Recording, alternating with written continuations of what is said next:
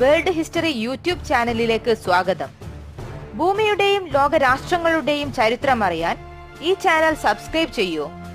തൊട്ടടുത്ത് കാണുന്ന bell button കൂടി ക്ലിക്ക് ചെയ്യുകയാണെങ്കിൽ ഞങ്ങൾ ഓരോ വീഡിയോ അപ്ലോഡ് ചെയ്യുമ്പോഴും അപ്പോൾ തന്നെ നിങ്ങൾക്ക് നോട്ടിഫിക്കേഷൻസ് ലഭിക്കുന്നതാണ്. അക്വാമാൻ എന്ന സിനിമ പുറത്തിറങ്ങിയപ്പോൾ ലോകം വീണ്ടും അറ്റ്ലാന്റിസിനെ കുറിച്ച് ചർച്ച ചെയ്യാൻ തുടങ്ങിയിരിക്കുകയാണ്. ചരിത്രപരമായ ഒരുപാട് വസ്തുതകൾക്കൊപ്പം സങ്കല്പങ്ങളും കൂടിച്ചേർന്നതാണ് അറ്റ്ലാന്റിസ്. ഭൂമിയിലെ മനുഷ്യർക്ക് സമാനമായി കൂടുതൽ ശക്തികളുള്ള മനുഷ്യൻ കടലിനടിയിലും ജീവിക്കുന്നു എന്നതാണ് അക്വാമാൻ എന്ന ചിത്രത്തിലെ സങ്കല്പമാണെങ്കിലും പല ജീവികളും കരയിൽ നിന്നും കടലിലേക്ക് എത്തിപ്പെട്ടതുപോലെ അറ്റ്ലാന്റിസ് മുങ്ങിപ്പോയപ്പോൾ അതിലുണ്ടായിരുന്ന ജനങ്ങൾ കടലിലെ സാഹചര്യങ്ങളെ അതിജീവിച്ച് ഇപ്പോഴും കടലിന്റെ അടിത്തട്ടിൽ ജീവിക്കുന്നുണ്ടാകും എന്നാണ് ഒരു വിഭാഗം പേർ കരുതുന്നത്. ഈ വീഡിയോയിൽ ചരിത്രപരമായ അറ്റ്ലാന്റിസിനെ കുറിച്ച് ലഭ്യമായ കാര്യങ്ങളാണ് നമ്മൾ നോക്കാൻ പോകുന്നത്. യവന പുരാണങ്ങളിൽ പ്രസിദ്ധമായ ദ്വീപ് അഥവാ വൻകരയാണ് അറ്റ്ലാന്റിസ്. ഇത് അറ്റ്ലാന്റിക് സമുദ്രത്തിൽ മുങ്ങിപ്പോയതായി കരുതപ്പെടുന്നു. യവന പുരോഹിതന്മാർ ഈ പ്രദേശത്തെക്കുറിച്ച് പരാമർശിച്ചിട്ടുള്ളതായി പ്ലേറ്റോ സൂചിപ്പിക്കുന്നു. പ്രകൃതി രമണീയമായ അറ്റ്ലാന്റിസ് ഏഷ്യ മൈനറും ലിബിയയും കൂടിച്ചേർന്നാലുള്ളത്ര വലിപ്പമുണ്ടായിരുന്നത്രേ. ഹെർക്കുലിസ് സ്തംഭങ്ങൾക്ക് പടിഞ്ഞാറായിരുന്നു ഇവയുടെ സ്ഥാനം. അറ്റ്ലാന്റിസിലെ ജനങ്ങൾ BC 9400 യൂറോപ്പിന്റെ മേൽ ആക്രമണം നടത്തിയതായും ഏതൻസുകാർ ഈ ആക്രമണകാരികളെ തുരത്തിയതായും പ്ലേറ്റോ അഭിപ്രായപ്പെടുന്നു.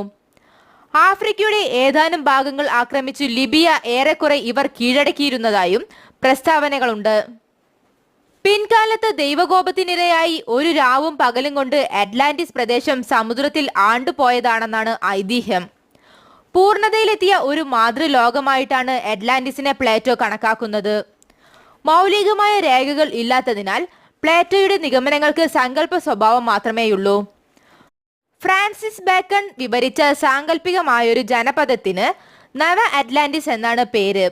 പക്ഷേ ബേക്കൺ അതിന്റെ ആസ്ഥാനം കൽപ്പിച്ചത് ദക്ഷിണ സമുദ്രത്തിൽ എവിടെയോ ആണെന്നു മാത്രം. അറബി ഭൂമിശാസ്ത്രജ്ഞരിൽ നിന്നും കിട്ടിയ വിവരങ്ങളെ ആധാരമാക്കി മധ്യകാല ഗ്രന്ഥകാരന്മാർ വിശ്വസിക്കുന്നത് അറ്റ്ലാന്റിസ് എന്ന ഭൂഭാഗം ഒരു കാലത്തുണ്ടായിരുന്നു എന്നു തന്നെയാണ്. ഒരു പക്ഷേ പശ്ചിമ അറ്റ്ലാന്റിക് സമുദ്രത്തിലെ കടൽ പായലോ ഫിനീഷ്യക്കാർ സന്ദർശിക്കാനിടയുള്ള ദ്വീപ സമൂഹമായ അസോർസോ ആയിരിക്കാം ഈ വിശ്വാസത്തിനടിസ്ഥാനം. അറ്റ്ലാന്റിസ് പോലെ വേറെയും ദ്വീപുകൾ പടിഞ്ഞാറൻ കടലിൽ ഉള്ളതായി അവർ പറയുന്നു.